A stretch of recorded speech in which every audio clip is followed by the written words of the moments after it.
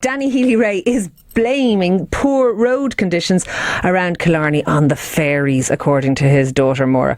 The Kerry TD believes that the mythical creatures are at work on the main route between Killarney and Cork, and that they are responsible for the appalling condition of the road.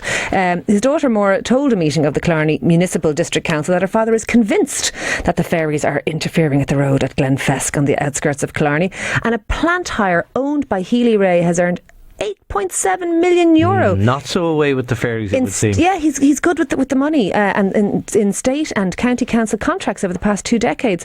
The company Healy Rae Plant Hire has secured more than $7 million in contracts from Kerry County Council since 1999, mainly to provide machinery for roadworks projects. Do you think that the ferries are in cahoots with the Healy Raes? Is that what it is? And it's kind of a win-win for everyone? No, who knows? Like, it's interesting though. I mean, look, it's easy to laugh at the idea of the ferry fort. I am.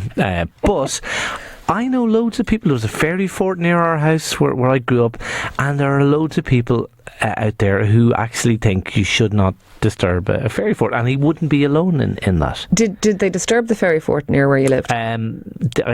Not while I was living there. I think they may have subsequently done that, but a lot of people say you can't do that. Oh, it's bad. It's bad luck and all that. The little people. And you kind of surprised me, because I thought you were a woman of science and kind of practical and hard-headed, and then you were telling me... I do like to think of myself in those terms. You tell me you kind of believe in ghosts. I don't actually believe in them, but that's the problem, is because I saw one, and that's the real problem, because I don't believe in them at all.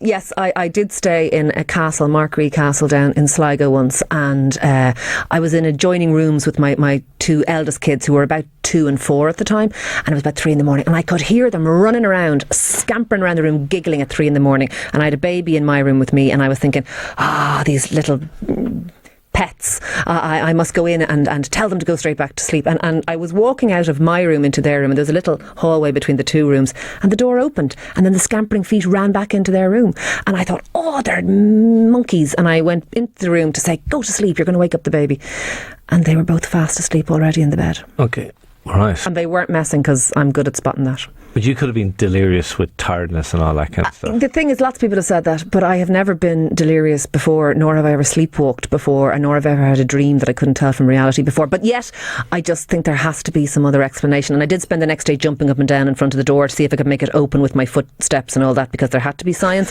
and I couldn't find the reason.